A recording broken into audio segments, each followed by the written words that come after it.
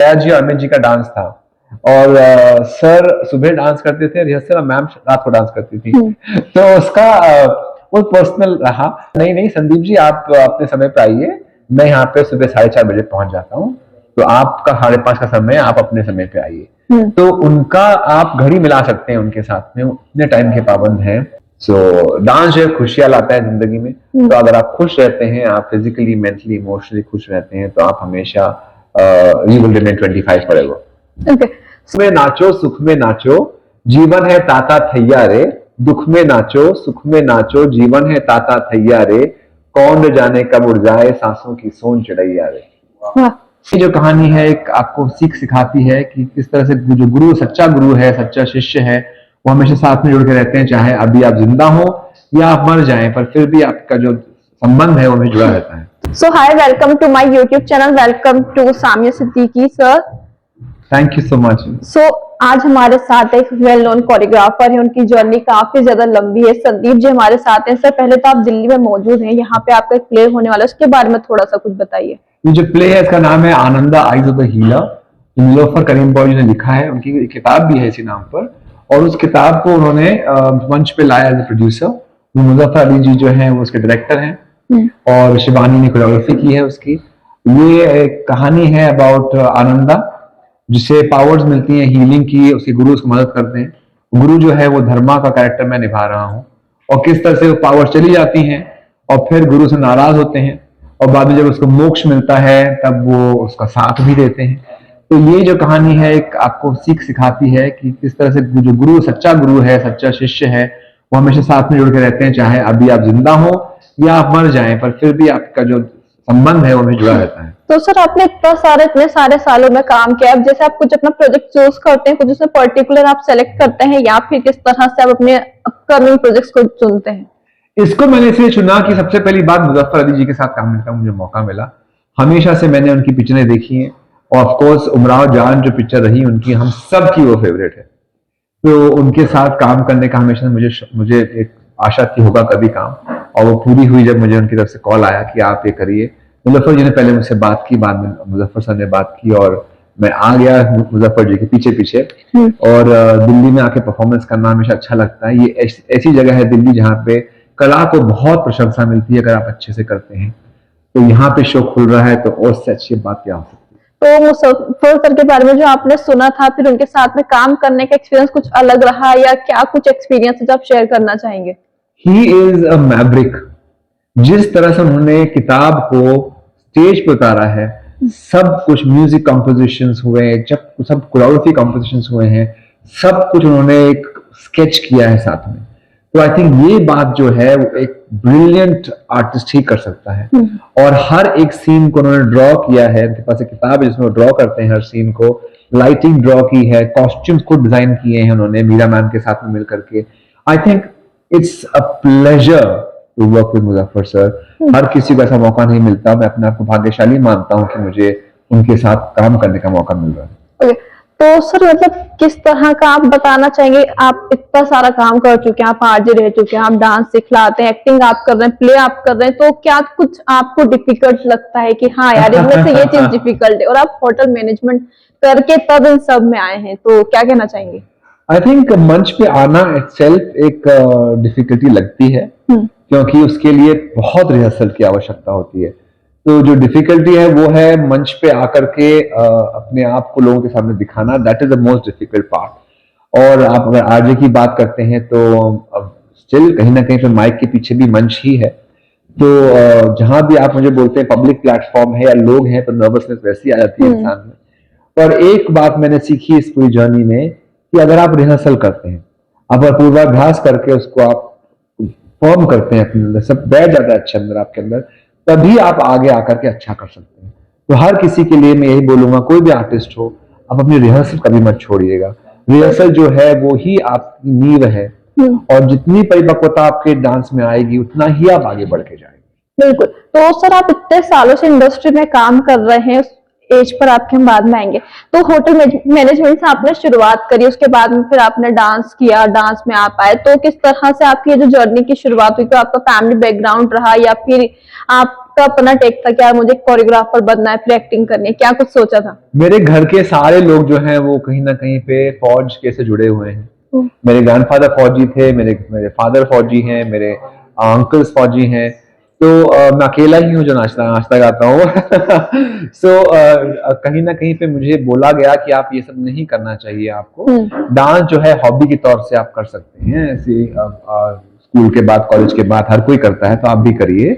तो जब मैंने कहा मुझे डांस ही करना है तो काफी लोग खुश नहीं थे उससे। हाँ। पर लेकिन पढ़ाई जो है वो मुझे हमेशा से लगा कि आपके लिए बहुत इंपॉर्टेंट है और करनी ही चाहिए हर किसी को, चाहे मैंने होटल मैनेजमेंट किया हो, एमबीए किया हो, मेरी पीएचडी की हो, तो कहीं ना कहीं पे शिक्षा जो है व्यर्थ नहीं जाती है। होटल मैनेजमेंट मुझे सिखाया किस तरह से मैं लोगों से डील करूं। मेरे आज क्लासेस में जो मेरी बॉम्बे में, हिंदुस्तान में, बाहर मेरी जो क्लासेस हैं, सब तरफ लोगों से कैसे डील किया जाए, हर तरह के लोग आते हैं क्लास में, वो मुझे होटल मैनेजमेंट ने सिखाया। एमबीए ने मुझे सिखाया किस तरह से मैं मेरे स्कूल को मार्केट करूं, किस तरह से पब्लिसिटी होती है, किस तरह से हर चीज बढ़ती है आगे। तो आई थिंक कहीं ना कहीं पे आपकी शिक्षा है वो व्यर्थ नहीं जाएगी, आपको करना ही चाहिए अपने। अगर कुछ ऐसे डांसर्स हैं जो अपना घर बार छोड़ करके और सब पढ़ाई लिखाई छोड़ करके डांसर बनने आते हैं, एक्टर बनने आते हैं, मैं यही बोलूंगा कि आप पहले अपनी एजुकेशन खत्म करिए, बिकॉज एजुकेशन अगर आपकी सही रहेगी तभी आपको आगे बढ़ने में आसानी होगी। तो परिवार वालों का क्या रिएक्शन आया जब आपने बता दिया कि अब मुझे ये करना है? उन्होंने तुरंत से हामी बोली, आपने किस तरह से उनको कन्विंस किया? उन्होंने बिल्कुल हामी नहीं भरी थी। मेरे पिताजी को कम से कम 2 साल लगे हाँ बोलने के लिए। और मुझे मेरी मम्मी ने ये भी कहा कि आप जाओ और मैं देख लूंगी। पर मुझे ऐसा लगा कि नहीं, माँ बाप का आशीर्वाद जो है वो साथ में बहुत जरूरी है। बिल्कुल। और उनको छोड़ करके, उनको नाराज करके जाने में आपको खुशी नहीं मिलेगी। तो मुझे 2 साल लगे, पर लेकिन आई थिंक अच्छा हुआ। और आज मुझे खुशी होती है जब मेरे पूना के क्लासेस जो है वो मेरे फादर देखते हैं और मुझे फोन करते हैं, अभी ऐड डालना है, अभी ये नए स्टूडेंट आए हैं, एडमिशन लेना है, सब वो देखते हैं। तो वो इंसान जो मुझे पहले मना कर रहा था, आज वो मेरे डांस क्लास को पूना में देखते हैं, बहुत खुशी मिलती है। और हर किसी को ये समझना चाहिए कि आपके बैकबोन जो बोलते हैं हम लोग, वो रीढ़ की हड्डी जो है वो आपकी फैमिली है।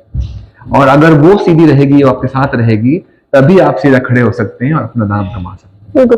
तो सर मतलब आपने जब एक बार शुरुआत की, फिर आपने पीछे मुड़ करके नहीं देखा, आपने हॉलीवुड में भी काम किया है, बड़े बड़े अभिनेत्री और अभिनेताओं को डांस सिखाया। सबसे अच्छा मोमेंट आपकी लाइफ कब तक का जो आपके साथ रहेगा? अगर आप अपनी जर्नी को सोचते हैं, एक पल आपका जो आपके साथ में रहता है। काफी ऐसे अभिनेता रहे, अभिनेत्रियां रही जिनके साथ मुझे काम करके बहुत अच्छा लगा। मेरी एक क्लास हुई थी शकीरा के साथ में। उस क्लास में 6 बजे की क्लास थी सुबह। मैं वहां पहुंचा 10 मिनट्स टू 6। वो वहां पर तैयार बैठी थी वार्म अप करके। तो मैंने पूछा, मैम आप ऑलरेडी रेडी हैं?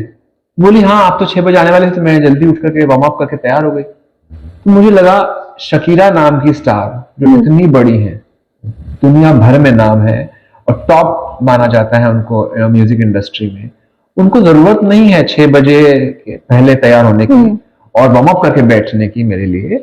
पर लेकिन आई थिंक वो वहां पहुंची इसी मुकाम पे है क्योंकि वो इस तरह से डेडिकेटेड रही। तो वो जो बोलते हैं ना, आग होनी चाहिए अंदर कुछ करने की, वो जज्बा, वो आग जो है वो देख करके, और ऐसी चीजें जो हम लोग काम करते हैं आर्टिस्ट के साथ में, आई थिंक हमें भी बहुत कुछ सीखने का मौका मिल जाता है। बिल्कुल। तो हर किसी का ड्रीम प्रोजेक्ट होता है, तो आपका ड्रीम प्रोजेक्ट क्या था या फिर क्या कुछ होने वाला है जो आपको लगता है यार अभी कहीं ना कहीं वो चीज रह गई है? और कुछ ऐसे आर्टिस्ट हैं जिनके साथ मैं काम करना चाहूंगा। मैंने अमिताभ बच्चन जी के साथ काम किया था, पर वो पर्सनल काम था। जो अभिषेक ऐश्वर्या की शादी हो रही थी, कोरियोग्राफी मैंने की थी उस शादी की। तो उसमें जया जी और अमित जी का डांस था और सर सुबह डांस करते थे रिहर्सल और मैम रात को डांस करती थी। तो उसका वो पर्सनल रहा।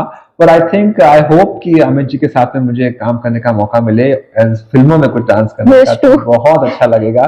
मुझे अभी भी याद है उनकी रिहर्सल होती थी सुबह 5:30 बजे।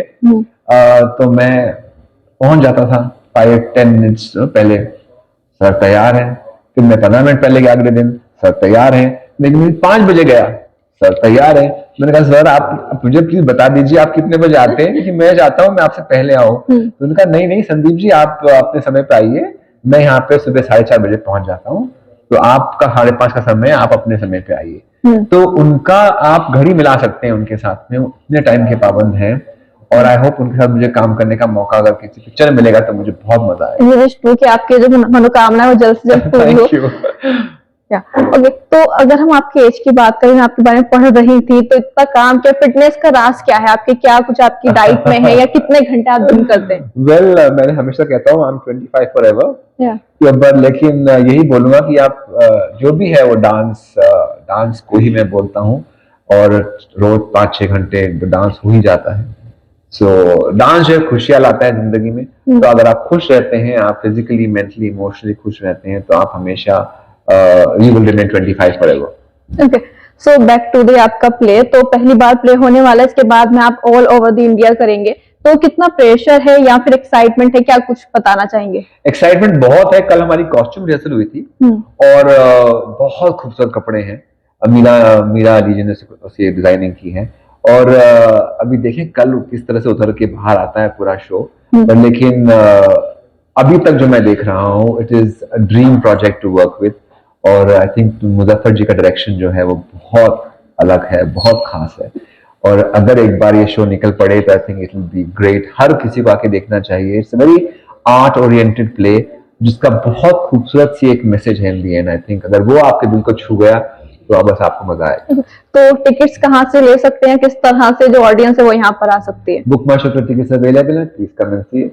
सो जो लास्टली आपके वेल विशर्स हैं, जो आपके चाहने वाले वीडियो देख रहे हैं, क्या कुछ मैसेज आप उनको देना चाहेंगे? यही बोलूंगा, वो गोपाल दास जी की कविता है, इसे कुछ लाइनें बताता हूं मैं आपको। दुख में नाचो सुख में नाचो, जीवन है ताता थैया रे। दुख में नाचो सुख में नाचो, जीवन है ताता थैया रे। कौन न जाने कब उड़ जाए सांसों की सोन चढ़ैया रे। वाह, बहुत बेहतरीन। Thank you so much sir for your time. Thank you, lovely talking to you.